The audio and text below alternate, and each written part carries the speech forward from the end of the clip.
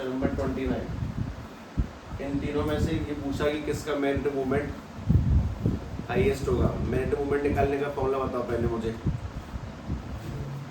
Mu equals to में under root n multiply n plus 2। सबसे पहली काम की चीज़ तो ये, किसी का भी मैग्नेटिक मूवमेंट निकालने का formula n multiply n plus 2। अब दूसरी काम की बात वो सुनना, जरा ये बताओ कि H2 होगा, फिर मैं कितने कंपाउंड लिख देता हूँ एक बार। CrH2 होगा होल 6 और उसके ऊपर क्या लगा हुआ है +3।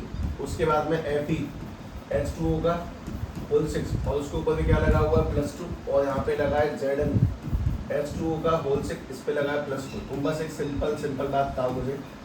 सिंपल सी बात ये है कि H2O पे चार्ज कितना होता है, सबकी ऑक्सीडेशन स्टेट निकालो। जैसे Cr की कितनी मान ली x, H2O की 0 और इक्वल टू में 3, तो x की वैल्यू निकल के आ जाएगी 3। दोबारा से इसकी निकालेंगे तो x प्लस के 0 इक्वल टू में 2, x की वैल्यू निकलेगी 2।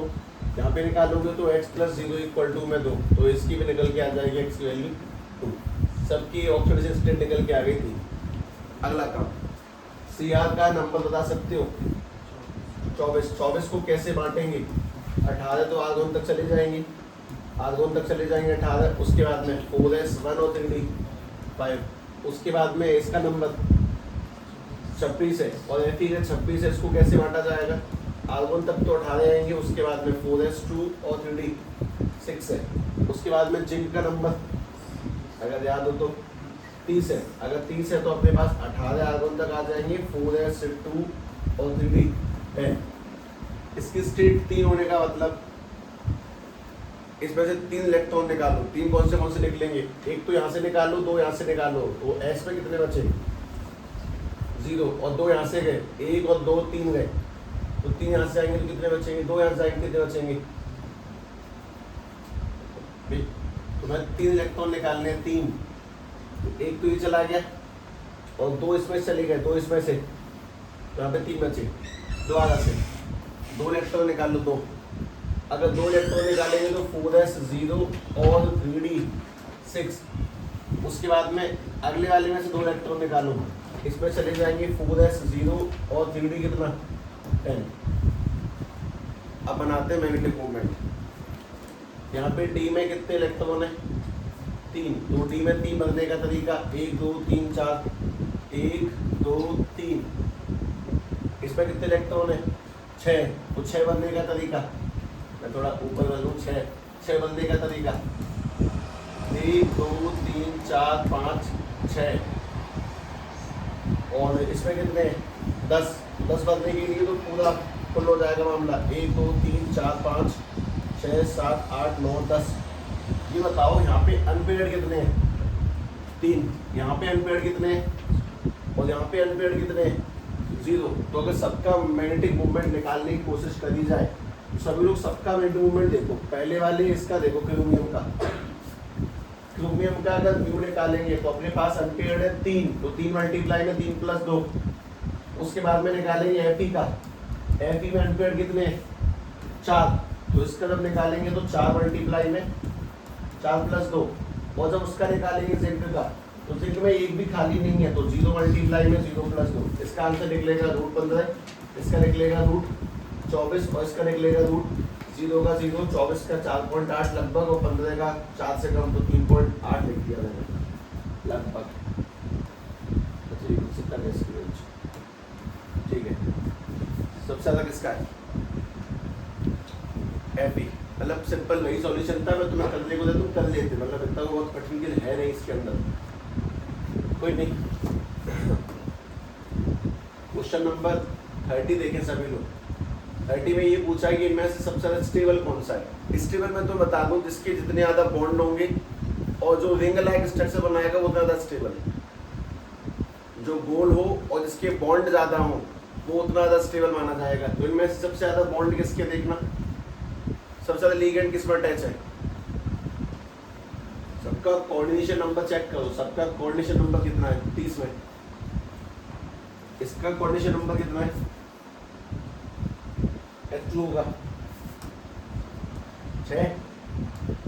इसका कितना है Fe का, यहाँ वाले का, इसका भी चाहिए, इसका भी चाहिए, इसका भी चाहिए। देखिए C2O4 होता है -2 इंटू में 2 करेंगे मतलब डाइडेंटेट है वो 6 हो गया। अब बात ये कि स्टेबिलिटी के लिए कुछ बातें ध्यान से सुन लें।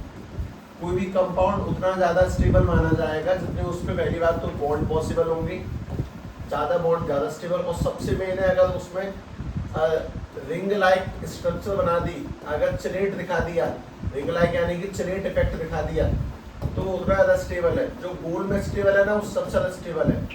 जैसे बेंजीन की रिंग है बहुत स्टेबल मानी जाती है, तो मैं गोल्ड कौन बनाएगा? वही है इसका आंसर, सबसे ज़्यादा स्टेबल वही है जिसकी स्ट्रक्चर रिंग लाइक होगी, गोल होगी। इनमें गोल्ड कौन सा शेप बनाता है? H2O, NH3, C2O4, FeCl6। ये बता ABCD है सी ऑप्शन। FeC2O4 का होल थ्राइस ये वाला डाइडेंटेट है तो इसकी जो स्ट्रक्चर बनेगी वो गोल बनेगी। गोल बनने का मतलब Fe यहाँ पे होगा, तो ऐसे लिख दिया तो इसको ऑक्सीलेटो आयन, ऑक्सीलेटो लिगेंड, और ये वाला ऑक्सीलेटो, तो ये वाला गोल शेप बनाता है, इसीलिए ये वाला स्टेबिलिटी में मैक्सिमम है सभी ऑप्शनों में, स्टेबिलिटी मैक्सिमम है।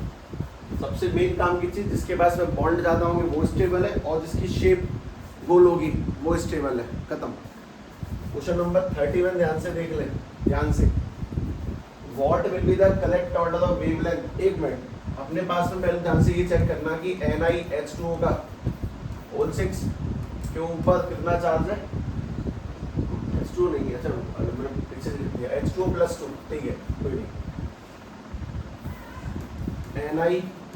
NiNO2 का होल 6 चार्ज है -2 उसके बाद में NiNH3 का होल 6 चार्ज है +2, और उसके बाद में है NiH2O का होल 6 चार्ज है +2।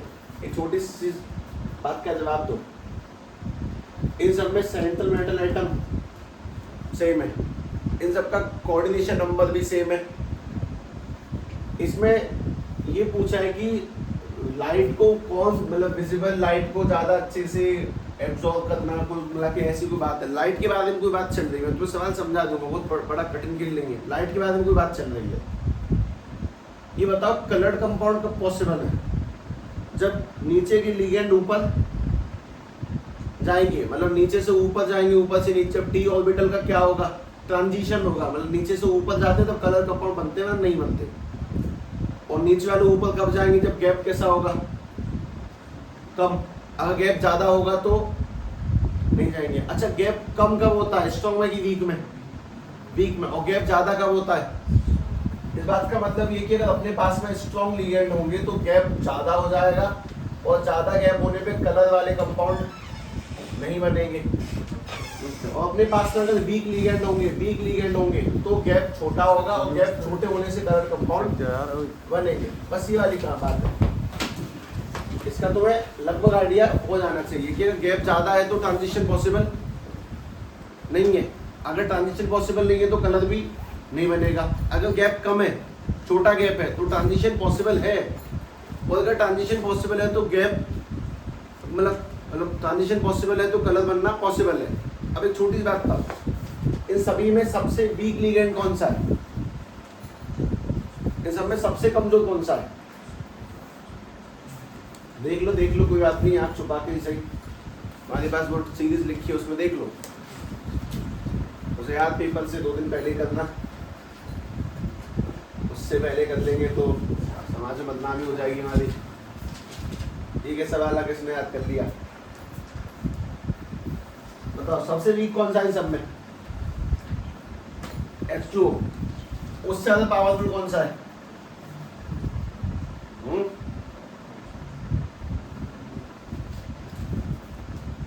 H2O के बाद में, अब देख के तो बता दो सही कौन सा है? H2O के बाद में पावरफुल कौन सा है? उससे अगला ताकतवर आदमी कौन है? NH3 है, तो NH3 है फिर तो नहीं रखा, तो NH जो है उन्हें तो मान लो। अच्छा, उससे अब आपको कौन सा है? NO2। अब काम की बात ये कि देखो ये वाला वीक है, ये वाला कम वीक है, ये वाला स्ट्रॉन्ग है, तो जो वीक है उसमें गैप, तो कलर बनने के चांस सबसे ज्यादा इसमें ही है।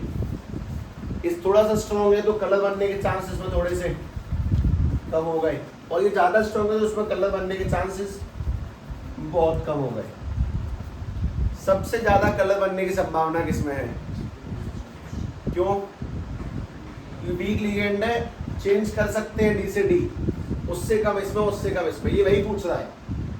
Correct. Order of wavelength observation मतलब कुछ ऐसा ही है कि सबसे ज्यादा कलर कंपाउंड को एब्जॉर्ब करने की क्षमता किसके अंदर होगी? निकेल H2O6 में। उससे कम किसमें होगी?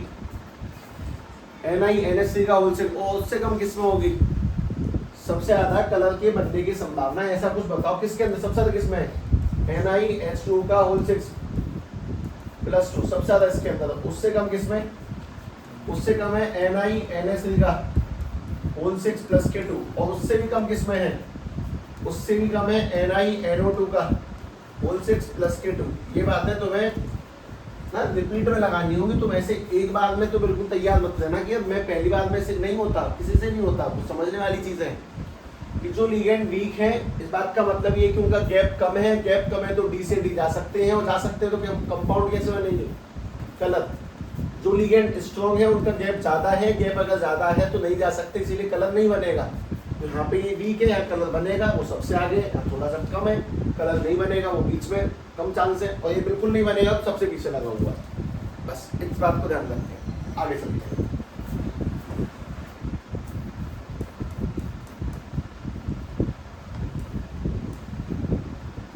इसमें आयंस है। वैसे मैं इससे तुम्हारे दूसरा सवाल पूछता हूँ, ये तो फिर तब जाके बढ़िया समझ में आएगा ना। देखना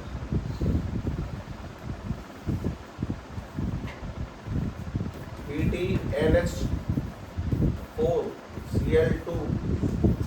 के बाहर भी Cl2,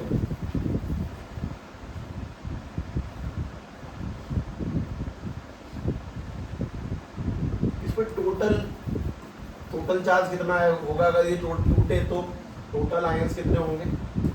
एक सवाल। दूसरा, एनाइंस कितने होंगे? और तीसरा, कैटाइंस कितने होंगे? मैं किसी को ये डाउट है कैटाइन पॉजिटिव होता है कि नेगेटिव?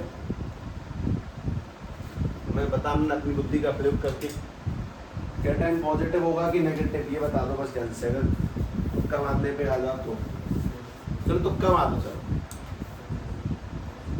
कैटाइन पॉजिटिव है नेगेटिव? पॉजिटिव होते हैं।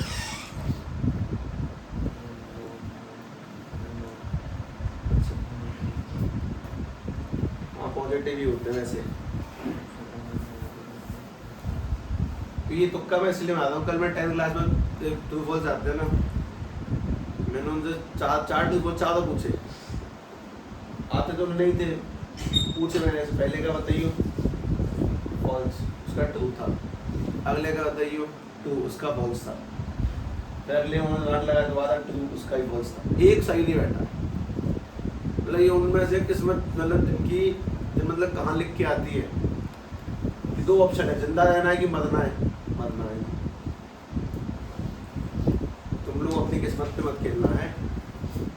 हाँ मैं ध्यान से देखें, जब इसको तोड़ेंगे तो तुम मुझे बात बताओ, इस पे 2 क्यों आया? वहाँ पे 2 होगा, और यहाँ पे 1 क्यों है? क्योंकि इस पर कितना चार्ज होता है? 1। तो जब ये टूटेगा तो कुल मिला के तो आपके पास कितनी क्लोरीन आएगी नेगेटिव? कितनी क्लोरीन होंगी? 2 क्लोरीन होंगी जिन पे नेगेटिव होगा, और पॉजिटिव कितने पर होगा? PTNH3 का होल 4 Cl2। मतलब हमने कल जल्दी में कर लिया, बात ये उसमें गड़बड़ हो गई। तो टोटल कितने आयंस है? एक पॉजिटिव का, 2 नेगेटिव का, कितने हो गए? 3। अगर मैं तुमसे पूछता हूँ कि कितने एनाइंस है तो बताओ आंसर क्या बनेगा? एनाइंस है नेगेटिव चार्ज कितने हैं? 2। और मैं तुमसे पूछता हूँ कैटायन कितने हैं तो क्या आंसर बनेगा? 1। मतलब कैटायन यानी कि पॉजिटिव, एनायन यानी कि नेगेटिव। कितने पॉजिटिव चार्ज हैं? 1 पॉजिटिव वाला आदमी है। कितने नेगेटिव वाले आदमी है? 2 नेगेटिव वाले आदमी है। और कितने टोटल आयंस है? 3 टोटल है। तो सवाल में बस एक पेड़ है, मतलब अगर यहाँ पे आयंस लगा है, कैटायंस लगा है और एनायंस लगा है तो तीनों आंसर अलग है। यहाँ पे सिर्फ आयंस लगा है इसीलिए 2 इसके 1 इसके 3 बनेगा। अगर यहाँ पे एनायन होगा तो आंसर 2 बनेगा। अगर यहाँ पे कैटायन होगा तो आंसर 1 बनेगा। है ना? इस बात को हल्का ध्यान रखना। इसमें स्लिप हो जाते हैं कभी कभी जल्दीबाजी में, इस वजह से, और कुछ खास नहीं है, कोई बहुत बड़ा सवाल नहीं है कि हमें झंडे गाड़ दिए उसको करके।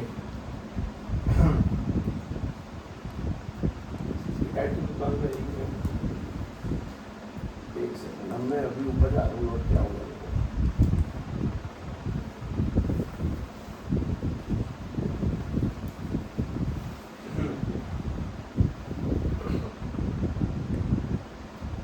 बहुत सिंपल सवाल है इसके अंदर, मैं वापस आ गया उसी पे।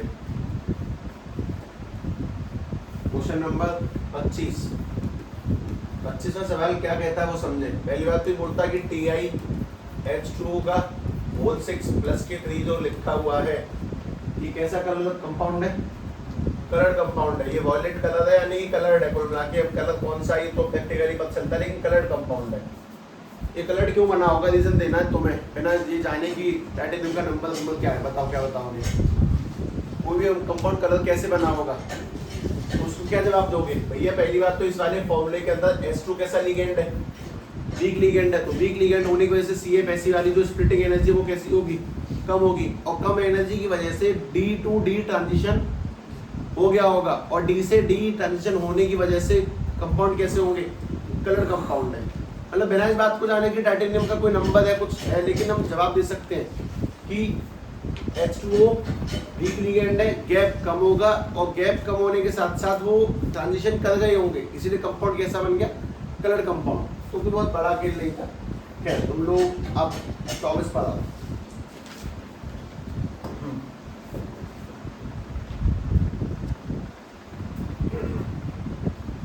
Question number 24।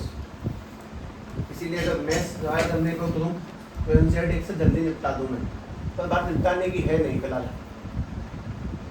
सभी लोग क्वेश्चन नंबर आसान सा 5वां करेंगे 24 का। इसका oxidation state, electronic configuration, coordination number, stereochemistry मैं बता दूंगा, लेकिन बाकी सब तुम निकालो।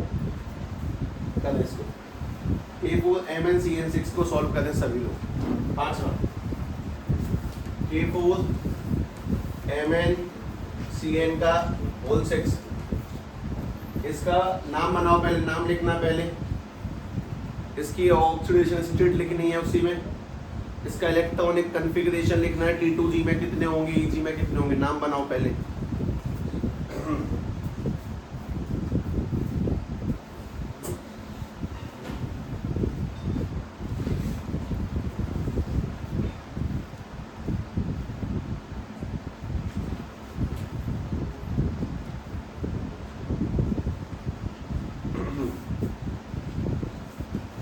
कल तुम सभी का फिजिक्स चैप्टर 4 स्टार्ट होगा, मूविंग चार्जेस एंड मैग्नेटिज्म।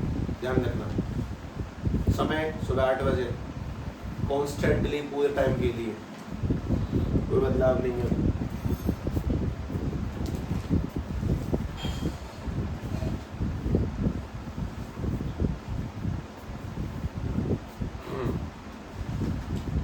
नाम बन गया।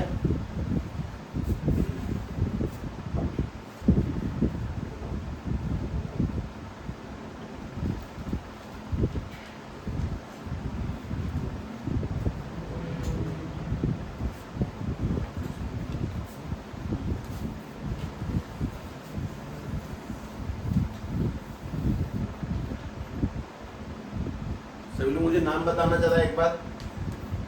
ए पहले है तो वो तो आ गया पोटेशियम, उसके बाद में बोलो मुझे बस।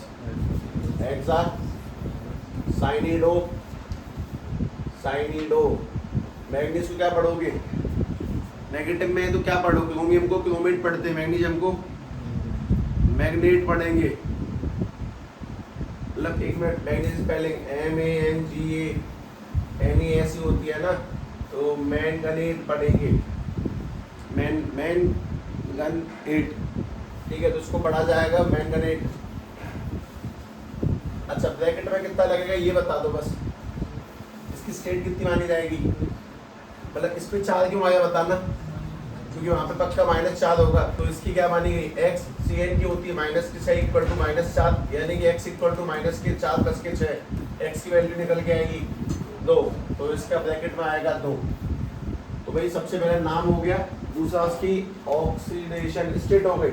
अब इलेक्ट्रॉनिक कॉन्फ़िगरेशन की बात निकालते हैं। निकालने से पहले एक मिनट रुक जाओ, तुम तब तक मुझे इसका कोऑर्डिनेशन नंबर बताओ कितना है। कोऑर्डिनेशन नंबर कितने लोग अटैच है इससे? 6। मैं तुम्हें इसका इलेक्ट्रॉनिक कॉन्फ़िगरेशन निकाल के दिखाता हूँ, ध्यान से देखना। इलेक्ट्रॉनिक कॉन्फ़िगरेशन निकालते हैं। सिंपल है यार, तू इसका है नहीं इतना। देखो सुनो,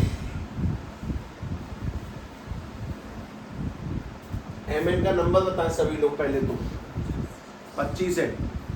तो अगर एमएन का नंबर 25 है तो कायदे से उसको बांटने का तरीका होता है, आगे 18 आ जाएंगे, 4s2 आ जाएगा और 3d 5।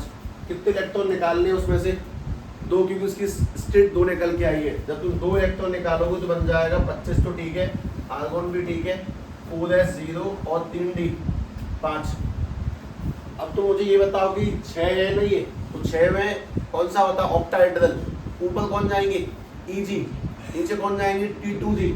तो ऊपर आ जाएंगे Eg और नीचे आ जाएंगे T2G। एक काम की बात और, ये स्ट्रॉन्ग की वीक, स्ट्रॉन्ग है तो 5 के 5 पर नीचे वालों 1 2 3 4 5। अगर वीक होंगे तो पहले नीचे फिर ऊपर फिर नीचे। तो तुम लोग इसका इलेक्ट्रॉनिक कन्फिग्रेशन बता सकते हो। T2G में कितने हैं? 5 और Eg में कितने हैं? 0। इसका इलेक्ट्रॉनिक कन्फिग्रेशन हो गया। अगर 6 है तो ये ऊपर जाएगा, 4 होंगे तो T2 ऊपर जाएगा। स्ट्रॉन्ग वीक का चक्कर ध्यान रखना, एक एक करके सवाल होंगे जवाब। ऑक्सीजन स्टेट निकल गई, इलेक्ट्रॉनिक कॉन्फ़िगरेशन अभी निकाला, कोऑर्डिनेशन नंबर देख के बदल जाती है 6। मैग्नेटिक मूवमेंट निकाल देते लगे यहाँ तो देखना। मैग्नेटिक मूवमेंट निकालने का तरीका √n × n+2। कितने इलेक्ट्रॉन पेयर्ड है? 1। यानी कि जब निकालेंगे तो 1 मल्टीप्लाई में 1+2 यानी कि 3। √3 का आंसर 1.73 बोर मैग्नेटॉन।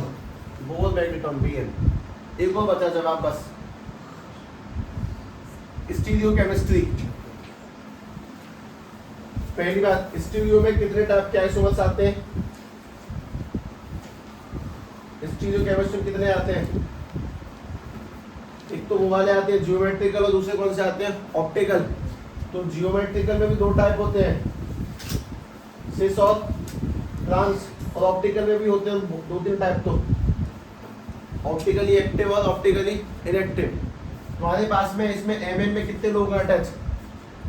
क्या तुम 6 में कोई वेरिएशन ला सकते हो? मतलब मैं बनाता हूँ, देखो मैंने एक बनाया, एमएन यहाँ पे ले लिया और CN1 CN2 CN3 CN4 CN5 और CN6, ये इसकी मैंने केमिस्ट्री ज्योमेट्री बना दी।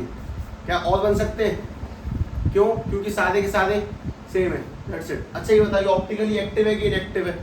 मतलब जब हम लोग इसकी मिरर इमेज बनाएंगे, मिरर इमेज, तो मिरर इमेज शायद बिल्कुल सेम ही बनेगी, ऐसी बनेगी जैसी आ रही है। और जब इसको ऊपर उठा के रखेंगे तो वो सुपर इम्पोज हो जाएगा। जो सेम बनते हैं वो एक्टिव नहीं होते और जो सेम नहीं बनते हैं वो एक्टिव होते हैं। अगर एक के ऊपर एक रखने के से सेम आ रहा है तो इनएक्टिव है, सेम नहीं आएगा तो वो एक्टिव है। कुल मिला के बात ये कि जो भी जिनके भी लिगेंड सेम है वो सभी इनएक्टिव है। जैसे ये वाला, चारों आएंगे एक ही बनेगा, इनएक्टिव है। खैर बहुत सारे सवालों के जवाब। सबसे पहला सवाल कि उसकी नेमिंग करी गई है, उसके बाद में उसकी स्टेट भी निकाली गई, उसका कोऑर्डिनेशन नंबर, उसका इलेक्ट्रॉनिक कॉन्फ़िगरेशन, उसके साथ साथ उसका मैग्नेटिक मूवमेंट और उसके बाद में उसकी ज्योमेट्री। एक सवाल लेंगे ये सिंगल, 5 सवालों का कॉम्बिनेशन है और तुम्हें इसीलिए करने हैं। मैं फिर बताता हूँ तुम्हें कौन सा करना है। क्वेश्चन नंबर, सभी लोग चौथा करें, CS यानी कि सीजियम +1। सीजियम करो, CS FeCl4। पहली बात सभी लोग नाम बनाएंगे, मैं लिख देता हूँ ऐसे, ये बढ़िया समझ में आता है। ऑक्सीडेशन स्टेट लिखेंगे, कोऑर्डिनेशन नंबर लिखेंगे, उसके बाद में इलेक्ट्रॉनिक कॉन्फ़िगरेशन निकालेंगे, उसके बाद में मैग्नेटिक मूवमेंट निकालेंगे और उसके बाद में उसकी स्टीरियो केमिस्ट्री बनाएंगे, उसका आइसोमर बनाएंगे जो भी है। Stereo chemistry. कितने सवालों के जवाब देंगे मैंने जैसे लिखे उसी ऑर्डर में, ध्यान से। और तुम्हें उसमें टाइम लगता है लेकिन कर दो भाई, ये पेशेंस वाली चीज़ है। मैं इस डर से किया टाइम लगेगा बहुत, मैं नहीं कराता, घर के दे देता हूँ, कोई फायदा नहीं है, कर दो।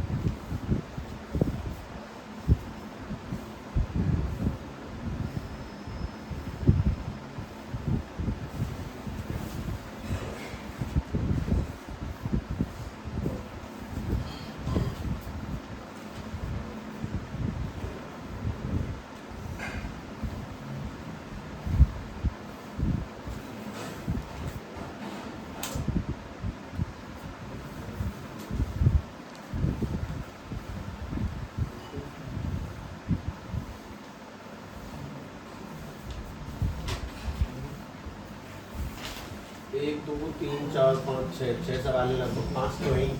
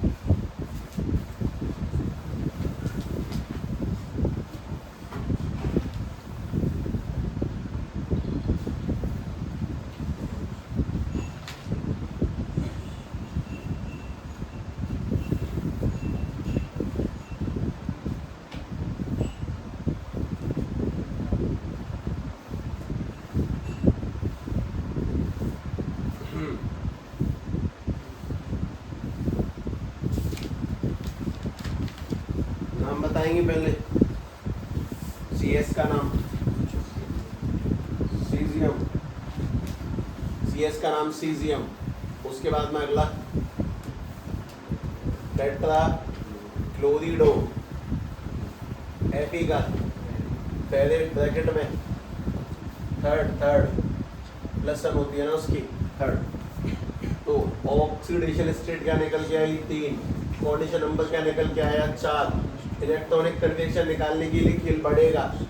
पहली काम की चीज, Fe का नंबर कितना है 26, यानी कि 18 आर्गोन तक आएगा, 4s2 आएगा और 3d6।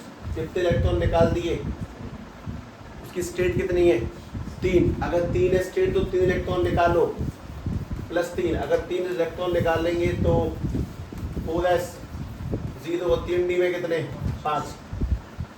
अच्छा, अब काम की बात ये कि लिगेंड 4 है कि 4 है तो ऊपर कौन जाएगा T2 और नीचे कौन जाएगा E। 5 इलेक्ट्रॉन बदलने और लिगेंड वीक है, तो वीक होने का मतलब क्या है, नीचे फिर ऊपर 1 2 3 4 5। तो इसका इलेक्ट्रॉनिक कन्फिग्रेशन ध्यान से देखें सभी। T2 में कितने आएंगे 3 और E में कितने आएंगे 2। T2 में 3 E में 2। अब बात है मैग्नेटिक मूवमेंट निकालने का तरीका, under root n multiply n plus 2 तो म्यू प्लस 2 अंडर रूट कितने एम्पियर है कुल 5 है। 5 के बियर नहीं बने तो 5 मल्टीप्लाई में 5 प्लस 2 7 कितना रूट 35 की वैल्यू 5.8 pm। और अगला आखिरी काम इसकी स्टीरियोकेमिस्ट्री कितने पॉसिबल है बस एक Fe अपने पास में बीचों बीच में होगा और उसको चारों किनारों से Cl घेरेगा, चारों किनारों Cl नेगेटिव मोमेंट, चारों किनारों Cl। एक काम की बात और बता दो बस छोटी सी, ये ऑप्टिकली एक्टिव है इनएक्टिव इनएक्टिव, क्योंकि जब तुम इसकी मिरर इमेज बनाने जाओगे तो इसकी mirror image same to same इसकी जैसी बनेगी। Fe Cl इधर और Cl इधर, Cl इस तरफ और Cl इस तरफ, और जब तुम इसको उठा के इसके ऊपर रखोगे ये सुपर इम्पोज हो जाएगा, सेम बन जाएगा। और अगर सेम बन जाएगा तो इनएक्टिव है, अगर सेम नहीं बनेगा तो एक्टिव माना जाता है। ठीक है, क्वेश्चन नंबर इसी में ही है अभी तो अपन लोग है ना, तुम सेकंड वाला करो।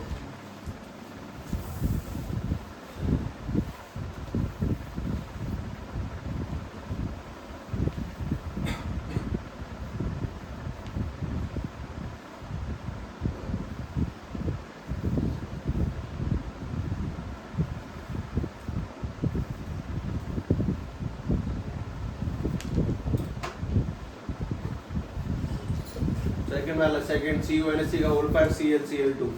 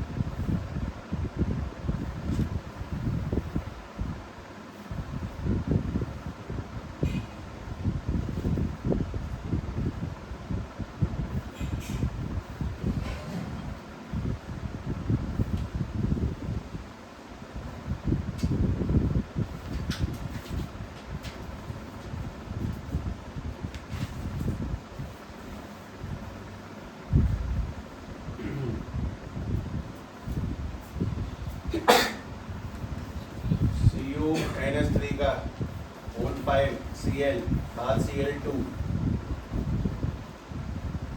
अच्छा, पहला काम इसका नाम,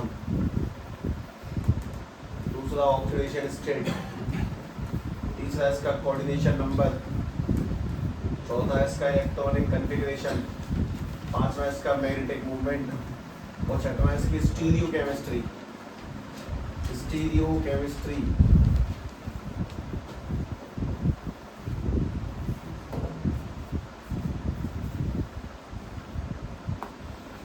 नाम क्या बनेगा भाई, पहले तो पेंटा PentaMine पेंटामाइन क्लोरिडो कोबाल्ट ब्रैकेट में थर्ड और लास्ट में क्लोराइड। चलो एक तो ये चाहिए सबका।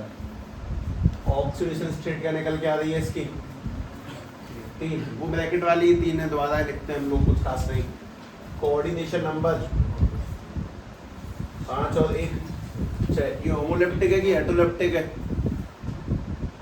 होमोलेप्टिक यानी सेम लिगेंड हो, हेटेरो यानी कि अलग अलग लिगेंड हो, हेटेरो है। इसका इलेक्ट्रॉनिक कन्फिगरेशन निकालेंगे, सब इकट्ठा निकालते हैं। सबसे पहली काम की बात, कोबाल्ट का नंबर कितना होता है जी 27, यानी कि 18 आर्गन तक आएंगे। उसके बाद में 4s2 आएगा, उसका 3d 7। ये कौन सी स्टेट में बिलाल, कौन सी स्टेट में, 3 में।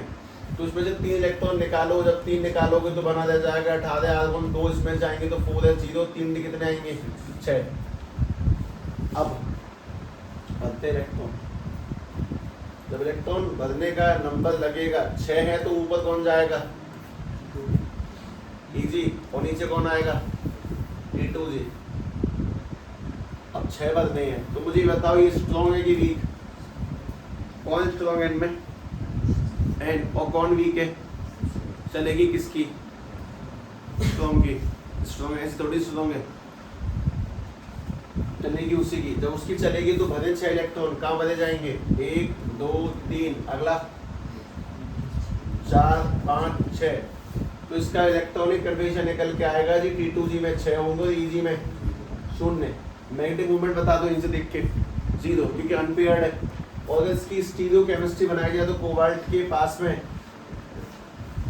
5 है, 5, एक NH3, दूसरा NH3, तीसरा NH3, चौथा NH3, पांचवा NH3 और छठवां Cl। एक तो ये कुछ और ही बन सकता है अगर तुम थोड़ा दिमाग लगा तो, पांचों को इकट्ठा लेके बना दिया एक Cl। और क्या बन सकता है, 2 के बगल में 1, 1 के बगल में 1, 2 के बगल में 1 और 3 के बगल में भी 1 करके। मतलब मैं कोशिश कर लेता हूँ, उसमें थोड़ी सी गड़बड़ भी होगी एक में। तो NH3 Cl, और अब कितने लगा दिए 4, तो वो तो सेम बनाना नहीं समझे। मतलब NH3 NH3 NH3 NH3 same ही तो बना, 5 इकट्ठे, 100 में फिर Cl है, तो ये तो गलत है। मतलब इसको तो सब छोड़ दो। फिर क्या ले सकते हैं, 2 NH3 के बाद में 1 Cl। अब ठीक है क्या, अब भी ठीक नहीं है ना। फिर क्या ले सकते हैं, 3 के बाद में 1 ले लो, 3 NH3 के बाद में 1 Cl। अरे ये अब भी नहीं बनेगा, ये 5 इकट्ठे आ रहे हैं। फिर 4 के बाद में ले लो एक बात, तो 4 NH3 के बाद में 1 Cl, अब भी नहीं बनेगा। तो मैंने दूर से दिखने में लगता है कि कितना कठिन सवाल है। कुल मिला के इसके कितने आइसोमर पॉसिबल है ये बताओ, 1, बाकी पॉसिबल ही नहीं है बनना। ठीक है, आगे चल लो। अच्छा, ये ऑप्टिकली एक्टिव है कि इनएक्टिव है ये बता दो। एक्टिव होगा, क्योंकि जब तुम इसकी ज्योमेट्री बनाओगे तो यहाँ पे कौन आएगा Cl, ऊपर कौन जाएगा NH3, नीचे भी कौन जाएगा NH3, यहाँ पर NH3, यहाँ पर NH3 और यहाँ पर NH3। और जब तुम इसको उठा के इधर रखोगे तो Cl का फेस मैच नहीं कर रहा है, ये Cl यहाँ पड़ेगा, वो Cl वहाँ पड़ेगा। और जब फेस मैच ना करे तो वो कैसा ऑप्टिकली एक्टिव कंपाउंड है। जब मैच नहीं करेगा तब ऑप्टिकली एक्टिव है। तो बहुत रिवाइज करना है इस वक्त। अगला क्वेश्चन नंबर 3 करें सभी लोग। तीसरा है Cl3 py3, py यानी कि पायरिडीन। नेट चार्ज 0 होता है पायरिडीन पे, और Cl का तुम्हें पता ही है, ब्रैकेट के ऊपर दिखी रहा है, निकालो सारे आंसर। ये पायरिडीन है, पहले नाम बनाना है, फिर ऑक्सीडेशन स्टेट बनानी है, उसके बाद में कोऑर्डिनेशन नंबर बताना है, फिर इलेक्ट्रॉनिक कॉन्फ़िगरेशन, मैग्नेटिक मूवमेंट और स्टीरियो केमिस्ट्री करो।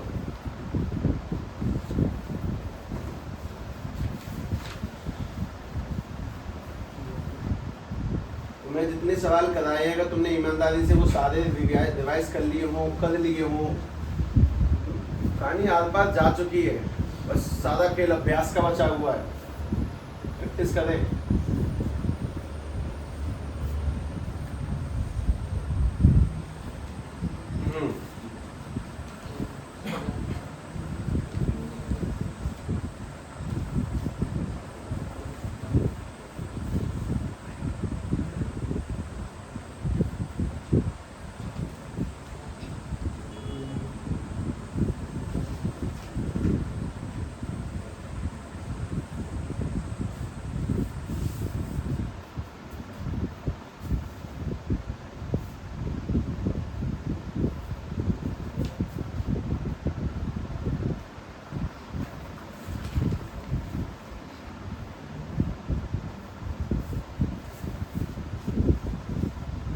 Tetra chlorido, tetra tetra tri chlorido. Reflex slow हो जाते हैं तो पक्की बोलता गलत है, टेट्रा क्लोरिडो आएगा। उसके बाद में ट्राई ट्राई आएगा, ट्राई पायरीन। उसके बाद में सीआर की क्रोमियम और ब्रैकेट में कितना थर्ड।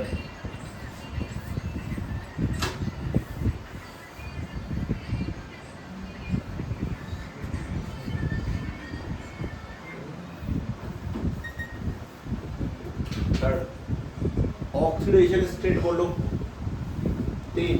इलेक्ट्रॉनिक कोऑर्डिनेशन नंबर कितना है 6।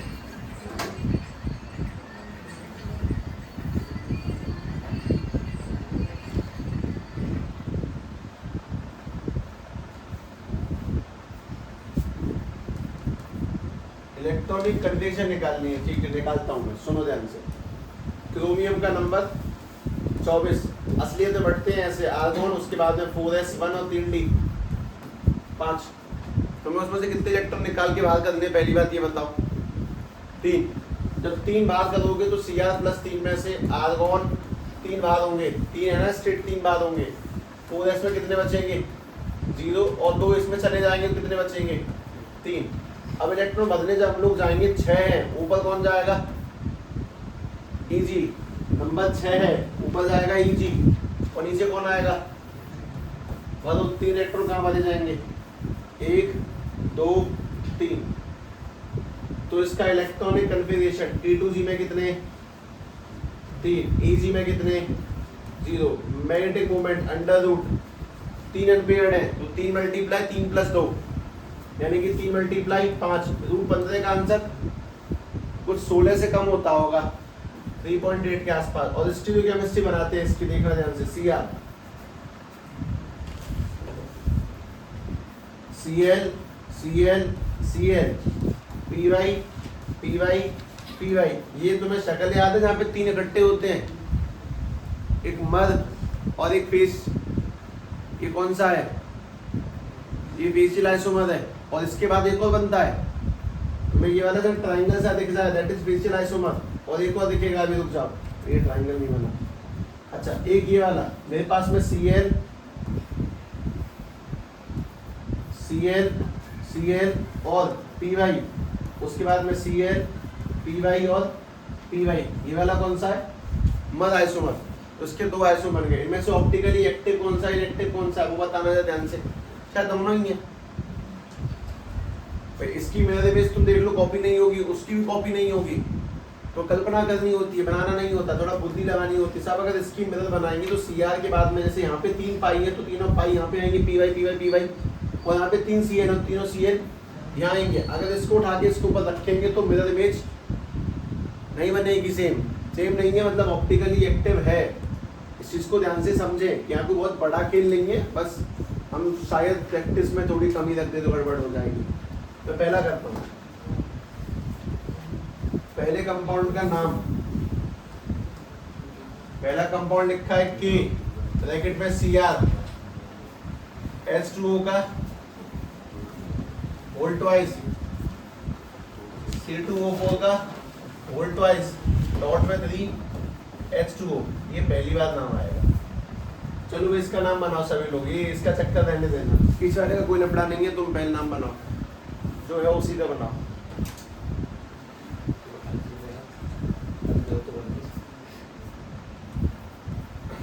नेमिंग ऑक्सीडेशन स्टेट, उसके बाद में coordination number, electronic configuration, magnetic movement और स्टीरियोकेमिस्ट्री।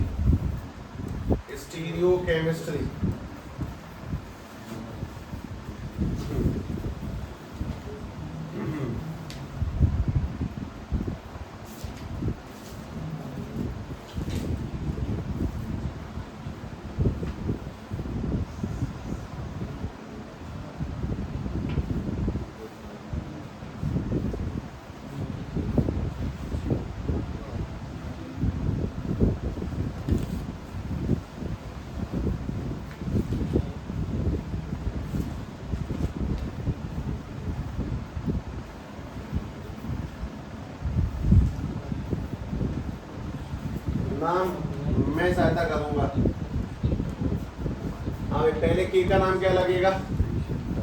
पोटेशियम। सबसे पहला के तो ये खत्म किया। दूसरा डाई एक्वा,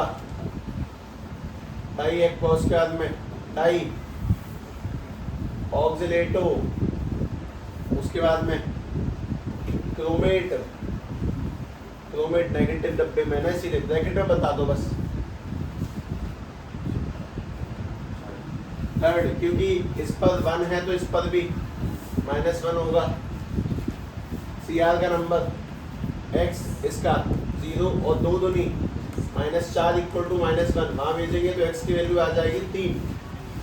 और सब ये पीछे जो 3 पानी के मॉलिक्यूल इनका क्या करना है, इनको लिख देना है ट्राईहाइड्रेट।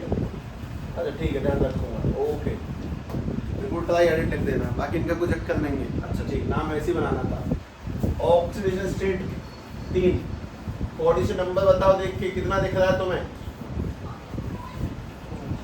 6। क्यों? क्योंकि C2O4 कैसा है? टाई है, उसके 2 दांत होते हैं, तो C2O4 2 दूनी 4 और 2 6 बनेगा आंसर। अगर 6 बनेगा तो ऊपर कौन जाएंगे? Eg। तो मैं इलेक्ट्रॉनिक कंडीशन पे आ जाता हूँ फिलहाल। पहली बात, Cr का नंबर 24 है, 18 आर्गोन है, 4s 1 है और 3d 5 है। इसमें 3 इलेक्ट्रॉन निकालेंगे। अगर 3 इलेक्ट्रॉन निकालते हैं अपन लोग तो 4s 0 और 3d में कितने बचे? 3 इलेक्ट्रॉन निकल गए। अब बात ये कि 6 है तो ऊपर कौन जाएगा? Eg। और नीचे कौन आएगा? T2G। और उसके बाद में अगली काम की चीज, 3 भरने, तीनों के तीनों कहाँ जाएंगे? नीचे वाले में। तो इलेक्ट्रॉनिक कंफर्मेशन आ जाएगा T2G में 6, मैग्नेटिक मूवमेंट 3 × 5 √15। और स्टीरियो केमिस्ट्री पे अब कदम रखते हैं, देखना। Cr कितने पानी के मॉलिक्यूल है? 2। तो H2O।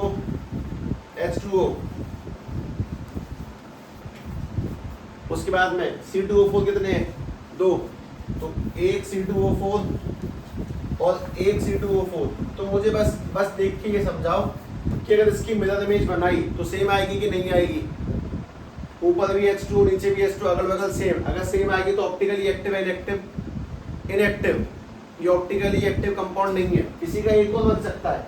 हमने Cr ध्यान रखा, H2O ऊपर लिया, H2 यहाँ पर ले लिया, उसके बाद में C2O4 और C2O4।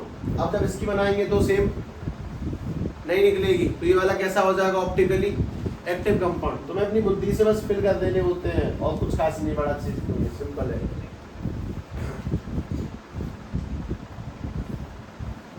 क्वेश्चन नंबर 23 पर चले, और 23 का भी सेम ऑक्सीडेशन स्टेट बतानी है, कोऑर्डिनेशन नंबर बताना है, और डी ऑर्बिटल्स में किसमें कहाँ इलेक्ट्रॉन है। सेम टू सेम है, लेकिन इससे छोटा सवाल है, ज़्यादा कुछ नहीं करना है, लेकिन करें। मैं इनको तुम्हें छोड़ने नहीं दूंगा कुल मिला के। पहले क्वेश्चन नंबर 2 करो। क्वेश्चन नंबर 2 करेंगे, इसका कोई रखना नहीं है, सीधे यहाँ से स्टार्ट करेंगे। Cr Cl2 En का होल ट्वाइस और Cl, यहाँ से शुरू करें सीधे सीधे।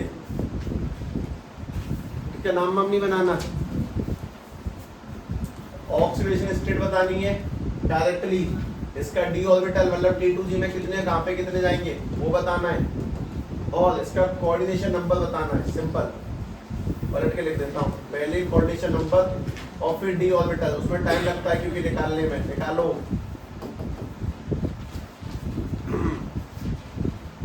तुम जब इसको घर जाके अकेले बैठ के भी करोगे ना, तो भी तुम्हें घंटे, 2 घंटे, 3 घंटे तो यूं उठ जाएंगे तुम्हारे। बस करो 3 घंटे में अगर तुम्हारा एक चैप्टर 8-10 नंबर का पक्का हो सकता है तो क्या बुराई है।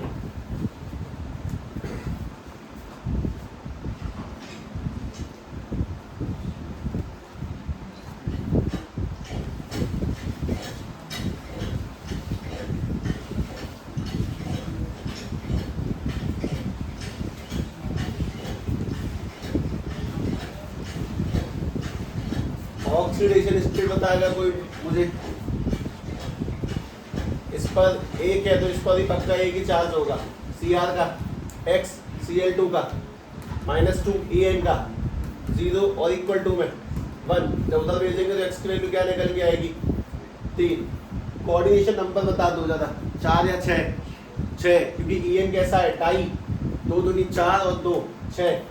अब बात है कि मैं CR का नाम लिखता हूँ पहले, तो CR का नंबर होता है 24, यानी कि 18 जाएंगे आर्गोन तक, उसके बाद 4s1 और 3d कितना 5, 3 निकालने हैं, तो इसमें से 3 निकालेंगे तो अपने पास में आर्गोन 4s 0, 3d में कितने 3, 6 हैं, ऊपर कौन जाएगा Eg, नीचे कौन सा आएगा T2G। तो मैं कितने इलेक्ट्रॉन बदले टोटल 3 बदलो, तीनों के तीनों यहाँ पे 1 2 3, तो इलेक्ट्रॉनिक कंफिगरेशन सब T2G में आएंगे, 3 इलेक्ट्रॉन और Eg में आएंगे 0, ये होगा। मतलब अगला वाला जो सवाल था ना 24 में, वो 23वें का एडवांस रूप था, तुमने 23 बाद में करने की कोशिश करी है, पर स्पीड थोड़ी स्लो है, जाने कंफ्यूज हो, रिवीजन में नहीं है, भगवान जाने, पर रिवीजन करो, जब तक बढ़ोगे नहीं सॉल्यूशन खुद नहीं निकालोगे नहीं निकलेगा। तीसरे का आंसर निकाले, NH4 का होल ट्वाइस, इस पे 2 क्यों आया होगा, और CuF4 अपने आप, पहले इसकी ऑक्सीडेशन स्टेट, कोऑर्डिनेशन नंबर और d ऑर्बिटल ध्यान से ट्राई करें।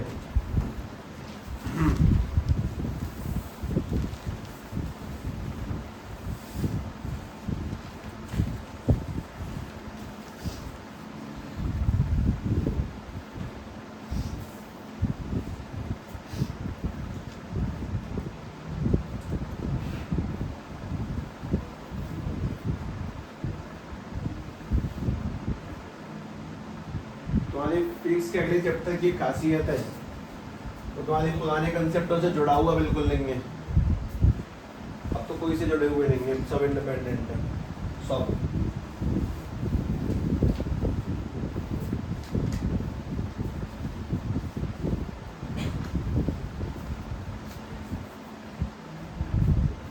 स्टेट बता दो, स्टेट कितनी 2 आ रही है, चलो कोऑर्डिनेशन नंबर 4 साफ। मैं कोबाल्ट के नंबर में इंटरेस्टेड हूँ, कोबाल्ट का नंबर 27, 18, आर्गोन 4s 2 और 3d कितना 7। कौन सी स्टेट में है 2 में, तो 2 में होने का मतलब इसमें 2 इलेक्ट्रॉन निकालो, दोनों कहाँ से निकलेंगे 4s में से, वहाँ पे कितना बचेगा 7। अब बात है 4 है, ऊपर कौन जाएगा टेट्राहेड्रल है, ऊपर कौन जाएंगे T2, नीचे कौन जाएंगे Eg।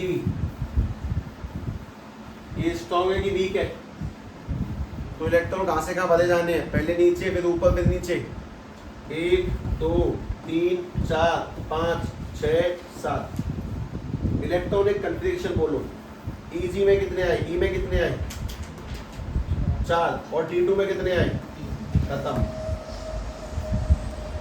कौन सा चौथा नहीं क्या ना, भी चौथा करें, Mn H2O का होल 6। SO4 के बारे में देख लेना, वैलेंसी +2 लगेगी या -2, अपने आप देख लेना। चलो ऑक्सीडेशन स्टेट बताओ, कोऑर्डिनेशन नंबर बताओ, और d ऑर्बिटल्स का इलेक्ट्रॉनिक कन्फिगरेशन करें। अगले वाले सवाल में तुमने 4-5 पार्ट किया, तो 3 ही करने, जल्दी करो।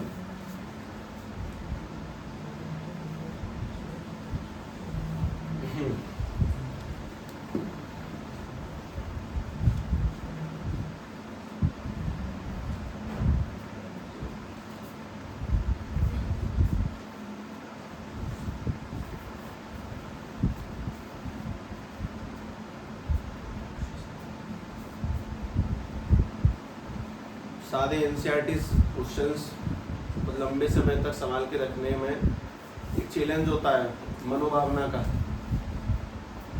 दोस्त से जीत पानी है।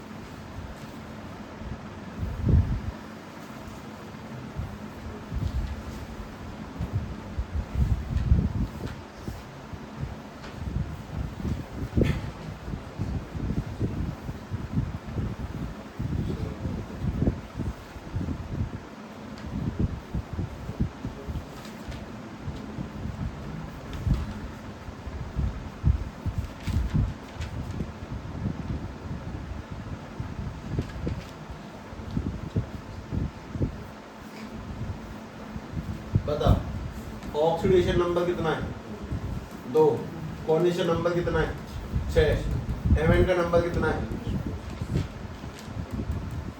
25। आर्गोन हटाते जाएंगे 4s2 आएगा और 3d कितने 5। कितने इलेक्ट्रॉन निकालने तो मैं इसमें से 2। जब तो Mn में से 2 इलेक्ट्रॉन निकालते हो तो बनेगा आर्गोन तो सेम है 4s 0, 3d में कितने 5।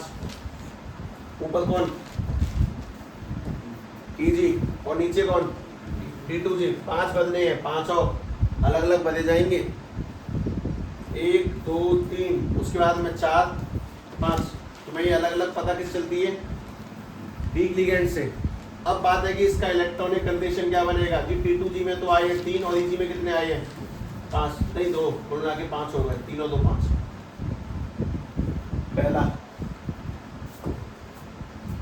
पहला है K3CO C2O4। एक बात पहले करने से पहले जरा चेक कर क्या अपने वो जो पोथी पत्र तुम्हारे पास है उनमें ये चेक करो C2O4 स्ट्रॉन्ग है कि वीक है, ये चेक कर क्या पहले C2O4 कितना कैसा है, स्ट्रॉन्ग की वीक।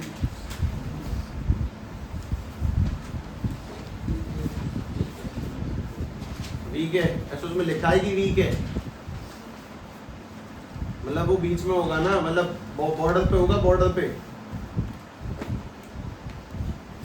ऐसे बहुत पहले भी नहीं है और बहुत एंड में भी नहीं है, बॉर्डर पे है C2O4। तो बॉर्डर बहुत बुरी चीज होती है। कोबाल्ट में बॉर्डर पे C2O4 है, इसीलिए behave as a strong ligand. रटने वाली बात थी, याददाश्त बढ़िया। तो जो बहुत आसान है वैसे याद करना, CO C2O सबकी शक्ल सेम सेम सी है। करो करो बना, सवालों के जवाब दे। पहला ऑक्सीडेशन स्टेट, उसके बाद में कॉर्डिनेशन नंबर और फिर d orbital.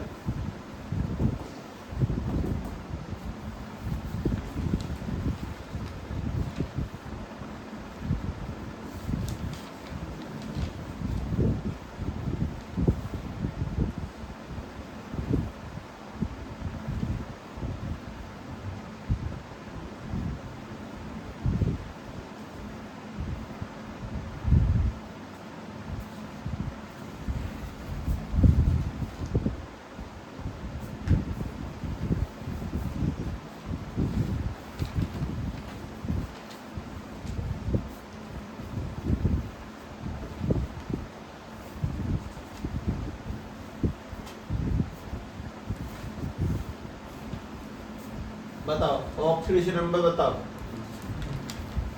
Coordination number, D orbital निकालने के लिए आगे बढ़ते हैं। सुनो कोबाल्ट का नंबर कितना 27। बांटेंगे तो 18 तो आएंगे आर्गोन तक, उसके बाद में 4s2 और 3d 7। जब +3 निकालेंगे तो सीधी सीधी बात है कि कहाँ निकल जाएंगे, तो यहाँ से निकल गए और इसमें से भी एक निकल गया तो 6 बचे। अब बात है कि 6 नंबर होने के कारण ऊपर कौन जाएगा Eg और नीचे कौन आएगा T2G, और तो बदले 6 इलेक्ट्रॉन। C2O4 कैसा है स्ट्रॉन्ग, तो 6 के 6 नीचे 1 2 3 4 5 6, यानी कि इलेक्ट्रॉनिक कन्फिगरेशन T2G में 6 और Eg में कितने 0। ठीक है, वैलेंस बॉन्ड थ्योरी। अच्छा अब उल्टी गिनती शुरू। सारे थ्योरेटिकल सवाल, एक लंबी गहरी सी सांस भर लो अब तुम।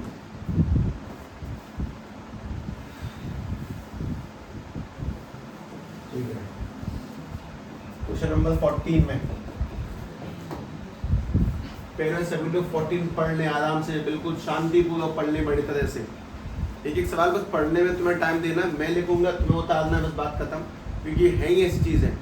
मतलब इस पूरी एक्सरसाइज के 31 में से कुछ 5 सवाल ऐसे हैं जो ज़्यादा थ्योरेटिकल हैं।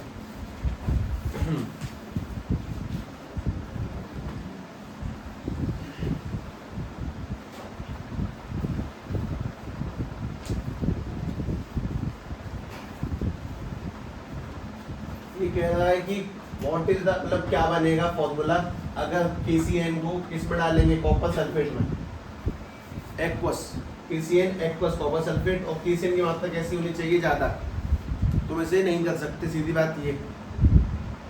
तुम्हें ये देखना है, फिर तुम समझ जाओगे कि तुम इसे कभी नहीं भूलो, ऐसा भी है। सभी लोग मुझे कॉपर सल्फेट का फॉर्मूला बताओ। CuSO, वो भी कैसा ही एक्वस है, ब्रैकेट में लिख दिया मैंने एक्वस, ठीक है। इसमें क्या मिलाना है तुम्हें? KCN मिलाना है। KCN भी एक्वस है, X से ज्यादा मात्रा में, तो इनके मिलने से कौन सा फॉर्मूला बनेगा वो ही पूछ रहा है। कॉपर सल्फेट और KCN के मिलने से क्या बनेगा, एक तो ये बता दो, और दूसरा कुछ और भी है, बाद में देख लेंगे। कॉपर सल्फेट में जैसे ही KCN मिलाएंगे तो इसमें जो बनेगा दैट इज, बहुत ध्यान से समझें, ये बनेगा कॉम्प्लेक्स कंपाउंड K2CuCN का होल 4, ये बनेगा। पोटेशियम कॉपर CN सब मिल गए। दूसरी बात, अभी भी मतलब K और भी मात्रा में मैंने बैलेंस नहीं किया अभी भी, और फिर बन जाएगा K2SO4 और बनेगा। ये सल्फेट भी तो निकलेगा, ये सल्फेट भी K को पकड़ लेगा। कितने K हो गए अपने पास में? लगभग 4 हो गए, बैलेंस खत्म। तो पहले तो ये, अगर कॉपर सल्फेट KCN से मिलेगा तो ये बनता है, ये रिएक्शन याद होनी चाहिए। बहुत सिंपल बात ये है, कुछ और कोई तरीका नहीं है कि इसको बनाना सीख जाओगे, याद करनी है। दूसरी बात ये कहता है कि अगर हम कोई why is that no precipitate copper sulfide is obtained when H2S is passed through this solution? पता नहीं इस बात का मतलब तुम्हें समझ में आता है कि नहीं, पर कुछ ऐसा कह रहा है कि अगर इसमें मतलब ये जो K2CuCN4 है, इसमें अगर हम H2S वगैरह पास करें ऐसा कुछ, तो फिर कुछ ऑप्टेन क्यों नहीं होता, फिर तो कंपाउंड क्यों नहीं बनता, फिर कॉपर सल्फाइड क्यों नहीं बनता, ऐसा कह रहा है, ऐसा मान लो। फिर कॉपर सल्फाइड जैसा कुछ क्यों नहीं बनता, क्यों नहीं बनता? उसका रीजन सुनो। तुम्हें फर्दर थोड़ी याद है, उसने बोला था अपने पास में 2 टाइप की वैलेंसी होती है, कौन सी? प्राइमरी और सेकेंडरी। प्राइमरी का मतलब इसमें से कौन टूटेगा? K अलग हो जाएगा, ठीक है मानता हूं मैं, और CuCN का होल 4 भी अलग हो जाएगा, मैं ये भी मानता हूँ। ये प्लस K2 आ गया, माइनस K2, ये अलग अलग हो जाएंगे, बात मानने की है। लेकिन कॉपर CN से अलग नहीं होगा। अगर कॉपर CN से अलग नहीं होगा तो H के साथ में रिएक्शन नहीं करेगा, रिएक्शन नहीं करेगा तो कॉपर सल्फाइड भी नहीं बनेगा। कॉपर सल्फेट में तो ये वाली रिएक्शन हो गई, लेकिन एक बार ये फॉर्मूला बनने के बाद में, ये फॉर्मूला बनने के बाद में तो बस एक सवाल का जवाब देना कि कॉपर और CN अलग हो सकते हैं? अलग नहीं हो सकते। अगर कॉपर और CN अलग नहीं हो सकते तो कॉपर से सल्फर भी नहीं जुड़ सकता। अगर नहीं जुड़ सकता तो कोई प्रेसिपिटेट नहीं बनेगा। अगर नहीं जुड़ेगा तो कोई प्रेसिपिटेट नहीं बनना। पहली बात तो ये रिएक्शन पता होनी चाहिए, दैट्स इट। और दूसरी बात, जब इस कंपाउंड को तुम H2S से रिएक्शन करवाओगे तो कोई भी रिएक्शन, कोई भी प्रेसिपिटेट, कुछ भी सामान क्यों नहीं बनेगा? क्योंकि CuCN द्वारा से टूटता नहीं है। जब कोई टूटेगा ही नहीं तो आपस से H2S को अपने में क्यों जोड़ेगा वो? इन बातों को ध्यान रखिए कि Cu is non ionizable, so it do not form copper sulfide, it do not form copper sulfide, इसीलिए वो कॉपर सल्फाइड नहीं बनाता H2S से रिएक्ट करके, वो टूटता ही नहीं है, तो रिएक्शन होने की संभावना खत्म हो जाती है। पहला आंसर लिखते हैं, पहले तो वो वाली चीज, और दूसरी ये वाली नो प्रेसिपिटेट, ऐसा कुछ नहीं बनेगा क्योंकि वो टूटेगा ही नहीं। पहली बार में ऐसा कोई लफड़ा ही नहीं था। तो ये बात है बताने की है, साफ सीधी बात ये कि तुम इसमें अपने मन से एकदम से तीर नहीं चला सकते।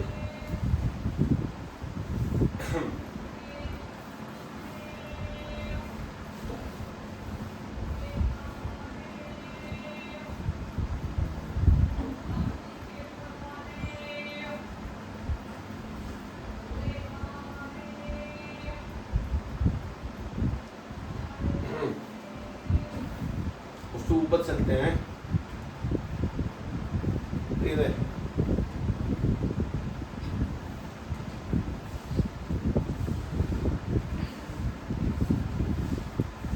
Copper is non ionisable so it do not form. इस वाले केस में नॉन आयनाइजेबल है, मतलब इसमें नहीं टूटेगा, तो वो टूटेगा ही नहीं तो फॉर्मूले बनाएगा ही नहीं। ये बात तुम्हें याद करनी पड़ेगी, तभी जाके दिमाग में रहने वाली कि थ्योरेटिकल आंसर है बहुत सारे, तो उनके लिए चिंता नहीं। सभी लोग क्वेश्चन नंबर 13 में ये रह गया क्या?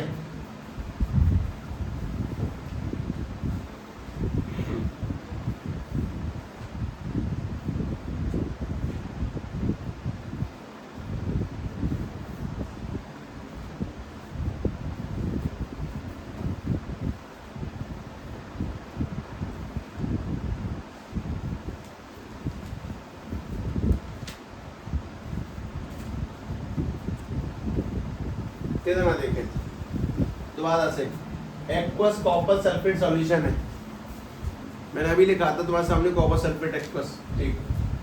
कितने कैसे कलर का होता है वो, ब्लू, ये सबको शायद आइडिया होगा, copper sulphate blue in colour.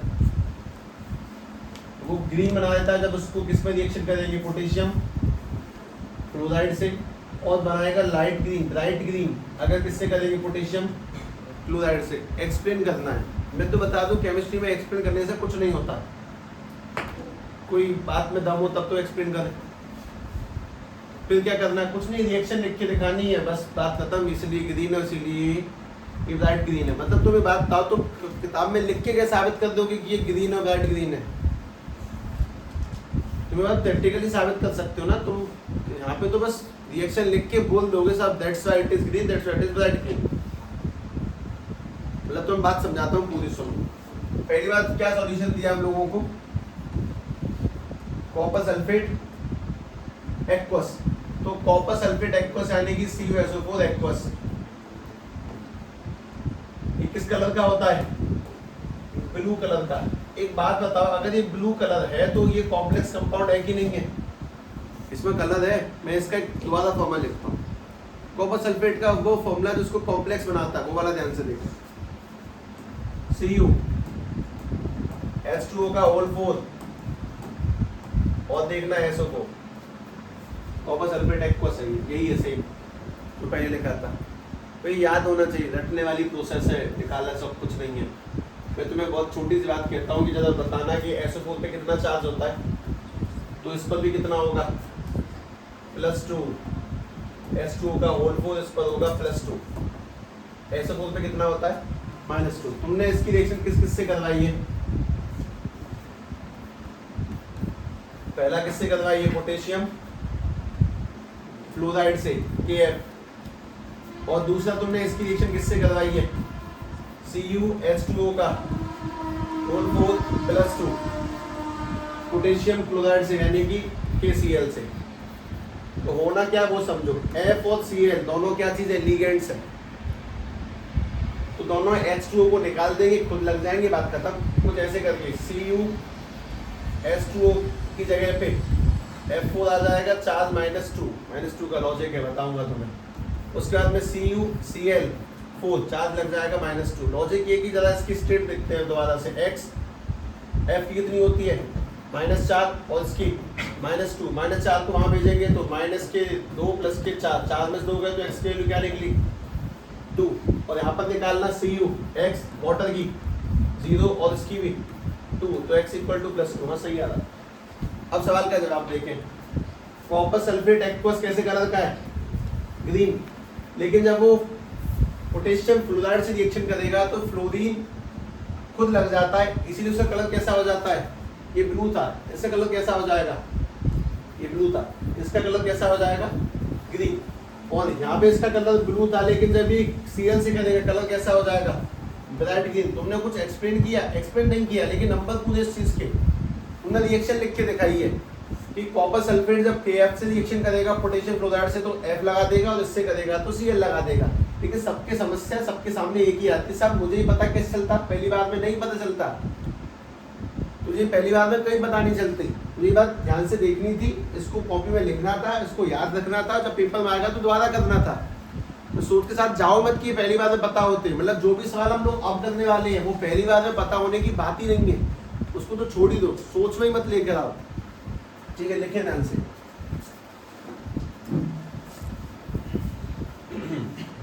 दो रिएक्शन है, पहली ये X वगैरह नहीं बनाना है, बस इतना लिखना, copper sulphate copper H2O KF ये बनेगा, कॉपर H2O KCl ये बनेगा, बस। ब्लू से ग्रीन और ब्लू से ब्राइट ग्रीन।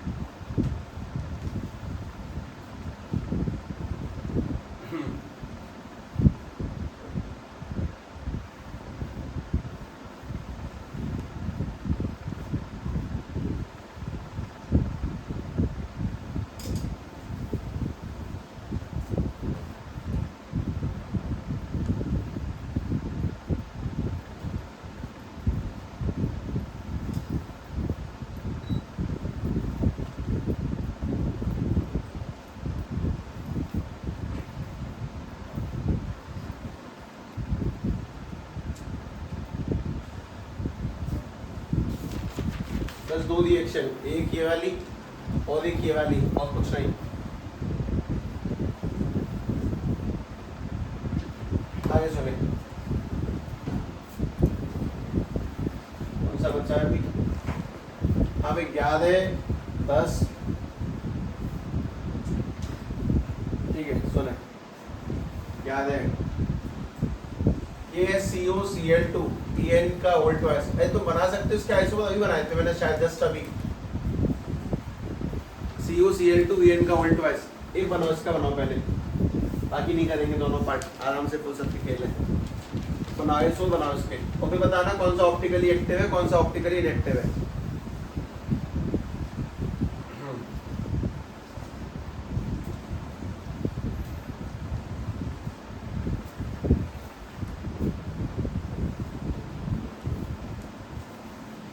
कोबाल्ट एक तो ही बन सकता है, ऊपर Cl और नीचे Cl, यहाँ पे En और यहाँ पे En, एक तो ये डन। ये ऑप्टिकली एक्टिव है कि इनएक्टिव? पहला वाला, दो Cl ऊपर नीचे और दो En आगे पीछे, ये एक्टिव होगा कि इनएक्टिव? क्योंकि ये सुपर इम्पोजेबल है, सही इमेज बनेगी। और दूसरा क्या बन सकता है कोबाल्ट में, एक Cl यहाँ पर एक Cl यहाँ पर, उसके बाद में En और उसके बाद दोबारा से En, ये वाला कैसा होगा ऑप्टिकली एक्टिव, इसकी इमेज सेम नहीं बन पाएगी। बाकी क्या ऐसे कर लेना, ये सारे 1 2 3 सारे ऐसे जाने, A to Z सब ऐसे बनने हैं, ठीक है, उसकी चिंता मत करना। ये तो इसका कोऑर्डिनेशन हम तो बताओगे इस वाले का एक बार देख के, 2 और 2 4 और 2 6, एक सेकंड, इन सब के 1 मिनट कितने सवाल है? 1 2 3 4 5 6 7 8, 8 के आइसोमर बनाने हैं। और क्वेश्चन नंबर दूसरा देखें,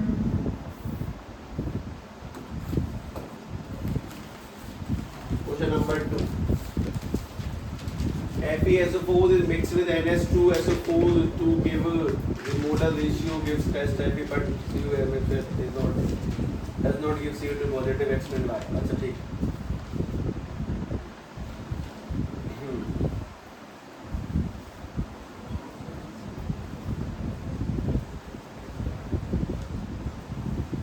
देखो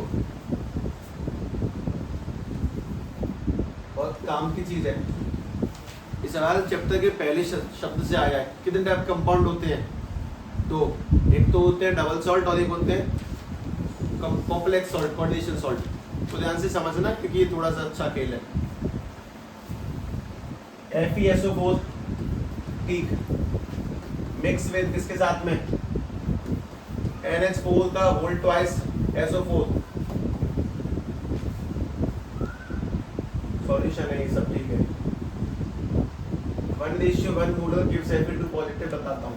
जब इसको मिक्स करेंगे तो ये क्या बनाएगा? एक कंपाउंड बनाएगा। ये भी एक्वस है, ये भी एक्वस है, ठीक सुनो। CuSO4 सॉल्यूशन मिक्स विद किसके साथ में? एक्वस अमोनिया, जानते हो अमोनिया, NH3, और एक्वस का मतलब क्या हो गया इसमें? H2O भी है, H2O तो इसमें भी है, मैं एक्वस अमोनिया बताते नहीं है। तो इसमें जो फॉर्मूला बनेगा, फॉर्मूला कुछ ऐसे होगा भाई, FeSO4 डॉट NH4 का वोल्ट वाइज SO4 प्लस में 6H2O, और इसमें जो फॉर्मूला बनेगा दैट इज Cu NH3 का होल 4 और बाहर लग जाएगा SO4 सल्फेट। दोनों सॉल्ट में क्या डिफरेंस है बताएंगे। पहला कौन सॉल्ट है? Double salt. ये वाला सॉल्ट है, ये डबल सॉल्ट है, ठीक है। इसका तो सिर्फ नाम भी है मोल साल्ट। तुमने अगर केमिस्ट्री के प्रैक्टिकल फाइल में देख लिया हो तो वरना कोई बात नहीं। ये वाला कौन सा है? Complex salt.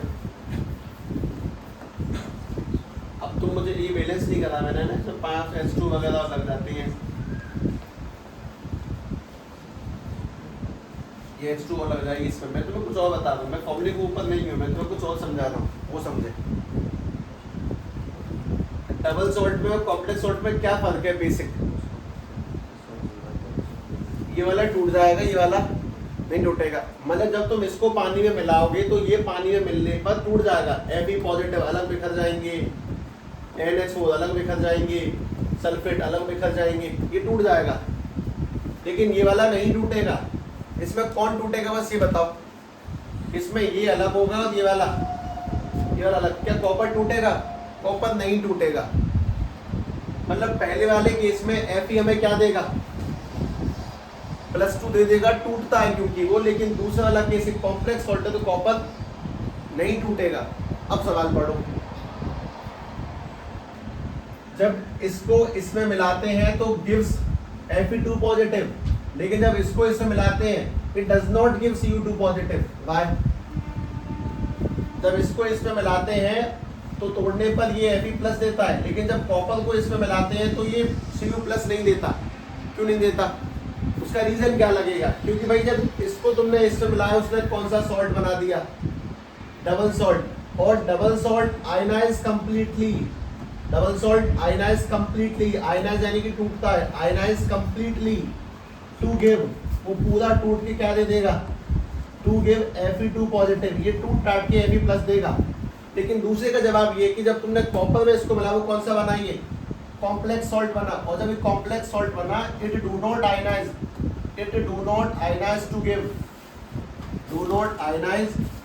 To give Cu2 positive. ये टूटेगा ही नहीं। तो दोनों सवालों का जवाब पहला ही कहता है कि जब इसको इसमें मिलाते हैं तो Fe+ मिल जाता है। हाँ जी मिल जाता है। क्यों मिलता है? क्योंकि वो कैसा सॉल्ट बनेगा? डबल सॉल्ट, वो टूटता है। लेकिन जब कॉपर को इसमें मिलाएंगे तो नहीं देगा, क्योंकि वो कैसा बनेगा? कॉम्प्लेक्स सॉल्ट, वो नहीं टूटता है। That's it. बस इस बात को ध्यान रखें। हालांकि तुम्हें इसकी बहुत अच्छी खासी सॉल्यूशन PDF मिल जाएगी, उसको देखते हो अपनी कॉपी में। पेयर कॉपी का मेन पर्पस यही है, बेहतरीन तरीके से सारे सवाल करें। इसलिए नहीं कि वो कॉपी तुम्हें दिखानी है या चेक करानी है, ऐसा कोई चक्कर नहीं है। इसीलिए कि तुम्हें पता चले कि कोई भी छोटी मोटी मिस्टेक ना बचे उसके अंदर। इस वजह से ध्यान रखें। पहले कौन सा बनेगा? डबल सॉल्ट, इसलिए वो टूटा। और दूसरा कौन सा बना? कॉम्प्लेक्स सॉल्ट, इसलिए वो नहीं टूटा। बस मोटी मोटी बात हुई थी। ठीक है, इसे समाप्त किया जाता है। बाकी लोग कल सुबह 8 बजे और चैप्टर नंबर 4 नाम moving charge and magnetism physics start होगा। ध्यान रखना। ठीक है, चलो अब हम तो पढ़ेंगे।